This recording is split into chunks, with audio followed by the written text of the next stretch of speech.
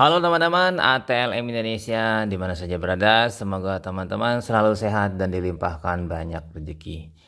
Kali ini kita membahas virologi medik, pendahuluan virus. Kita bahas lebih awal yaitu apa itu virus dan ciri-cirinya.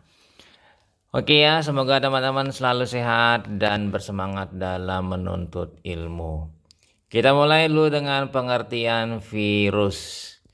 Virus adalah suatu jasad hidup terkecil berukuran 20-300 nm nanometer yang ditemukan dan diakui sebagai jasad penyebab infeksi pada tahun 1898. Mempunyai sifat-sifat khas, terdiri dari suatu inti yang tersusun dari asam nukleat, yaitu RNA atau DNA. Jadi ribonucleic acid atau deoksiribonucleic acid. Dan dikelilingi oleh suatu kapsid yang terdiri dari protein.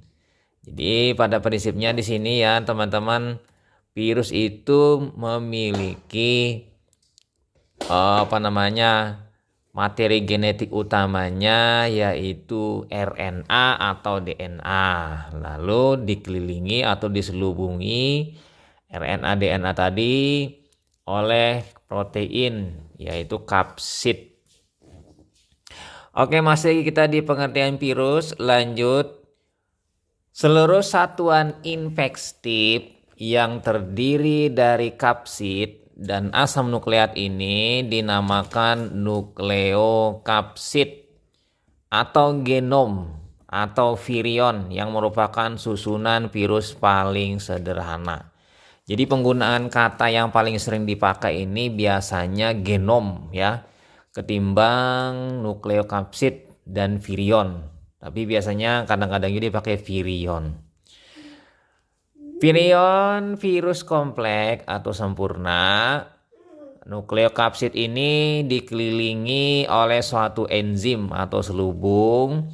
Bahkan di bagian luar kadang ada enzim yaitu neuraminidase. Jadi kalau mau sempurna lagi, virusnya tadi dikelilingi envelop selubung dan dilapisi enzim. Enzim ini mempermudah penetrasi pada hostnya nanti. Enzimnya neuraminidase. Dan mungkin nanti ada juga tambahan misalnya lipid. Nah, oke ya. Nah, kita lihat di sini strukturnya bagaimana, struktur dasar virus. Nah, pada gambar ya ada yang namanya materi genetiknya DNA atau RNA. Yang kedua selubung protein, ini kapsid. Nah, dua ini ya yang utama. Lalu ada selubung luarnya yaitu kapsul atau nanti tadi kita sebut envelop. Lalu ada reseptor virus, ini tempat melekatnya si virus tadi. Jadi ini yang struktur dasarnya. Namun ada beberapa jenis virus lain nanti berbeda, mungkin ada yang lebih lagi daripada ini. Tapi pada biasanya hampir sama semuanya. Nah, kita masih di struktur dasar virus. Nah, istilah-istilah di sini ya. Pertama, virion. Virion itu adalah partikel virus lengkap yang infektif. Nah, nanti pada saat virus melekat, kemudian melakukan proses pengenalan hingga reseptornya cocok, terjadi proses fusion nanti, maka materi virion inilah yang masuk ke dalam sel. Nah, yang kedua envelop terdiri dari glikoprotein. Lalu kapsid ini adalah mantel protein yang menyelubungi genom asam nukleat ya, RNA atau DNA. Kapsomer ini rangkaian subunit protein yang menyusun kapsid. Sementara protomer rantai polipeptida yang menyusun kapsomer. Jadi dari protomer ke kapsomer. Nah, yang lanjut lagi di sini genom merupakan DNA atau RNA ya pada bagian pentingnya dari virus. Jadi virus ini yang paling pentingnya ini ya ini DNA atau RNA-nya sebagai materi genetik untuk reproduksi dia nanti. Dia menyuruh inangnya untuk memproduksi ya bahan-bahan komponen virus, lalu dirakit dan terbentuklah nanti virus baru. Jadi pada prinsipnya dia menyuruh inangnya merakit virus baru dengan bantuan RNA atau DNA. RNA nanti berubah menjadi DNA, maka DNA mampu memerintah ribosom ya untuk memproduksi komponen virus. Masih selanjutnya kita pindah ke sifat dasar virus. Virus merupakan parasit obligat intraseluler. Dia menyerang sel dari dalam langsung. Mutlak dia ya, hidup di dalam sel dengan mengendalikan ya di sini. Bereplikasi di dalam sel menggunakan asam nukleat ya, dia menggunakan asam nukleat ya, dan perlengkapan sintesis protein hospes. Nah, metabolisme tidak terjadi di luar sel dan tidak tumbuh pada media, tetapi hidup dalam sel dengan mengubah metabolisme si inang sel hospesnya untuk membentuk protein, DNA atau RNA dan komponen lainnya untuk dirakit pembentukan virus baru. Nah, ini dia. Jadi selnya tadi dipengaruhi sehingga selnya ini akan mengalami atau mengikuti apa kehendak virusnya tadi. Bila sudah virusnya materi genetiknya masuk ke dalam sel tadi. Lanjut lagi sifat dasar virus. Virus dapat dikristalkan sebagai benda tak hidup dan dapat dicairkan kembali. Nah, virus dapat bereproduksi. Jadi dianggap sebagai makhluk hidup karena dia mampu memperbanyak diri. Dan karena memiliki materi genetik, dia dapat bermutasi. Jadi mutasinya mengubah sifat-sifat virus tadi mungkin supaya tidak dikenali oleh sistem imun tubuh.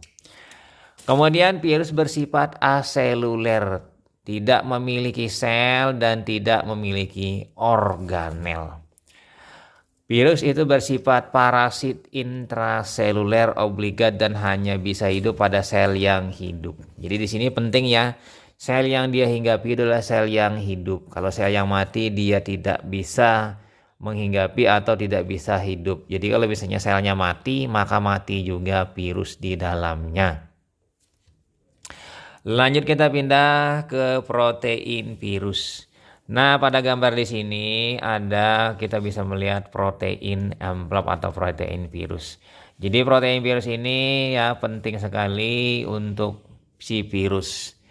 Protein virus mempunyai beberapa fungsi yang penting. Yang pertama, melindungi genom terhadap inaktivasi oleh nuklease. Ada enzim nuklease yang mampu mematikan atau menghancurkan genom. Tapi karena dilapisi protein virus, fungsi dari nuklease ini tidak bisa ya melakukannya. Yang kedua, mempermudah perlekatan partikel virus pada sel-sel baru.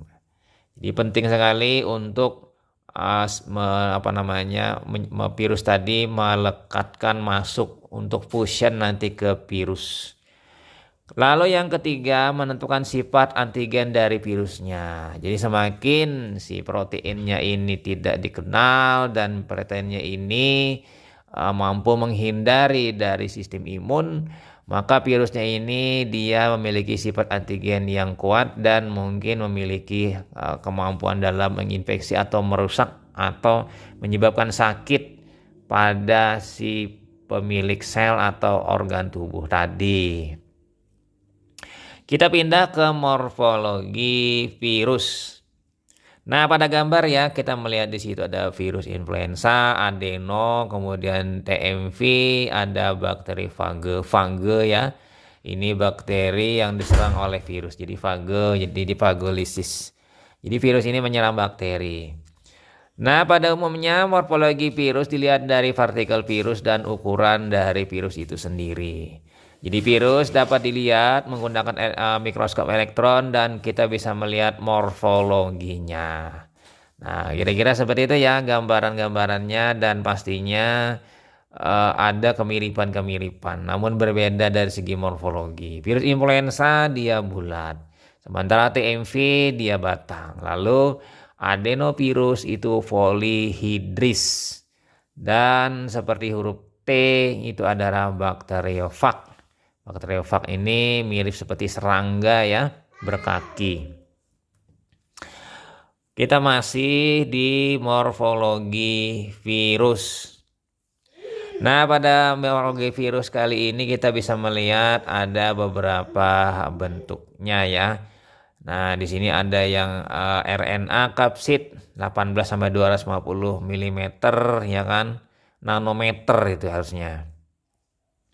Kemudian ada juga yang lapisannya DNA, kapsomer, glikoprotein ya lapisannya, lalu membranous envelope. Kemudian ada yang paling sederhana yaitu yang paling ujung itu bakteriofag.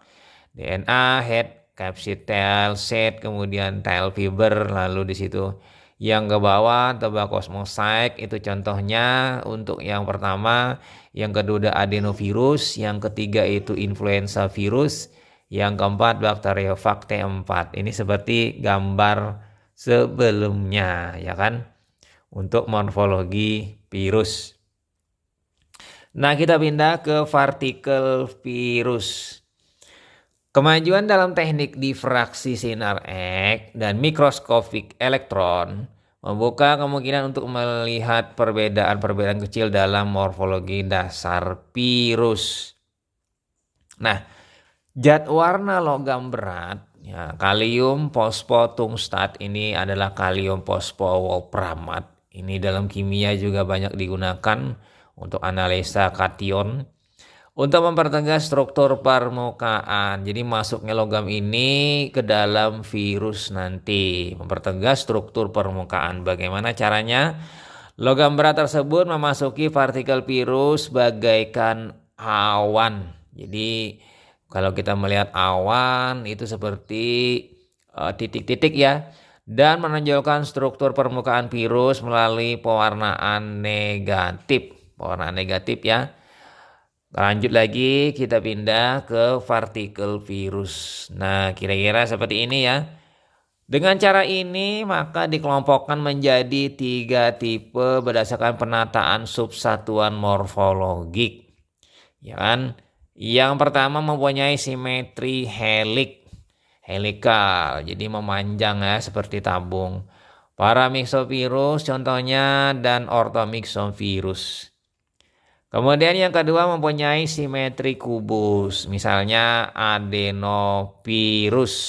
Ya, dia agak membulat simetri seperti permata.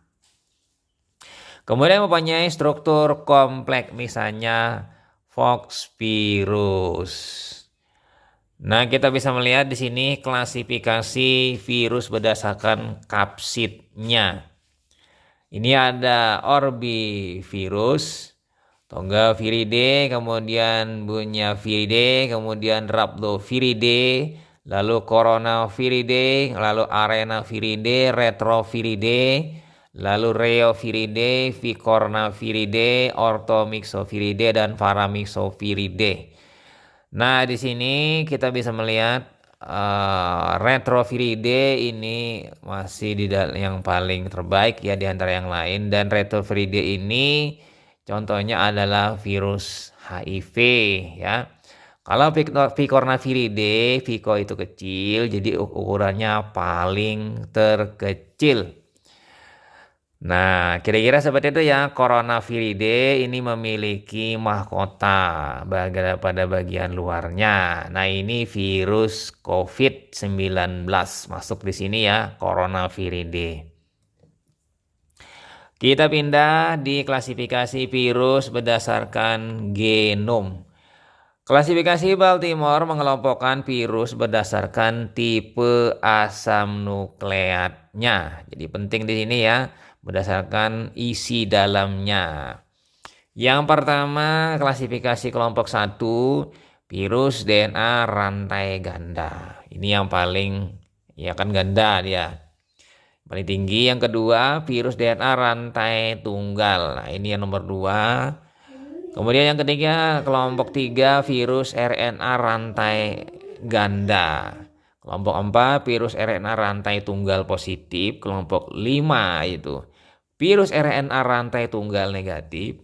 Kelompok 6 virus RNA transkripsi balik. Lalu yang terakhir kelompok 7 virus DNA transkripsi balik. Jadi reverse transkriptase yang dua terakhir ini.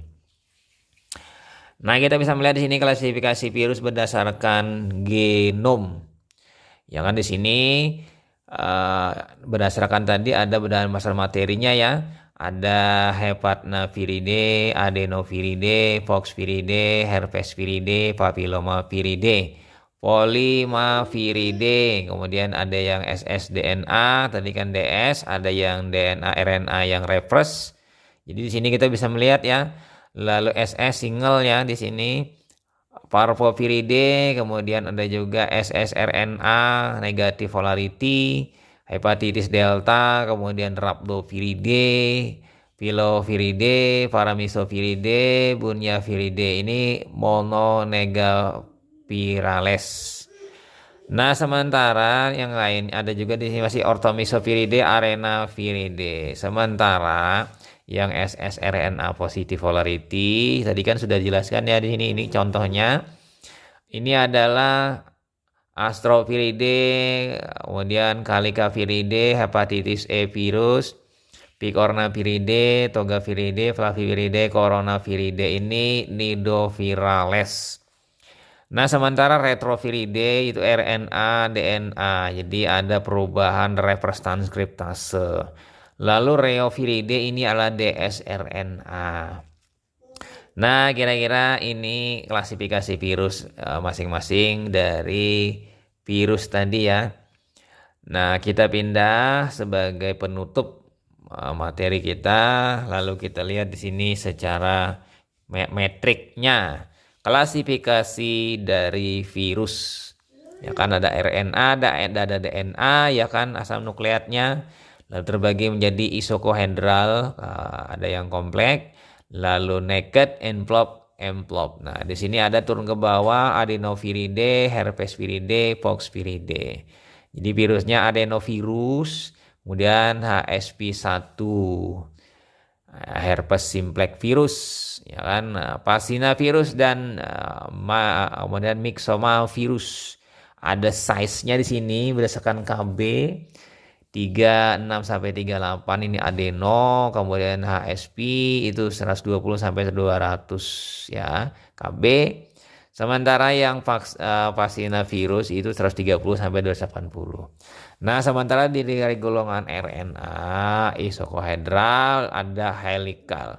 Isokohedral ada naked yaitu Reoviridae dan Picornaviridae. Jadi di situ ada reovirus-virusnya. Kemudian foliovirus, ukurannya 22 sampai 27 ya untuk reo. Kemudian foliovirus ini 7,2 sampai 8,4. Ukurannya kecil sekali. Lalu dari helikal ini ada envelopnya. Jadi ada Rhabdoviridae itu VSP, virusnya ukurannya 13 sampai 16. Sementara Paramyxoviridae ini adalah MV dan NDV. 16 sampai 20. Nah, kira-kira itu ya materi kita sebagai pembuka untuk virologi pada materi kuliah virologi medik untuk ATLM pada kali ini. Semoga memberi manfaat bagi teman-teman semuanya. Sampai jumpa di video selanjutnya. Saya Ahmad Le pamit. Bye.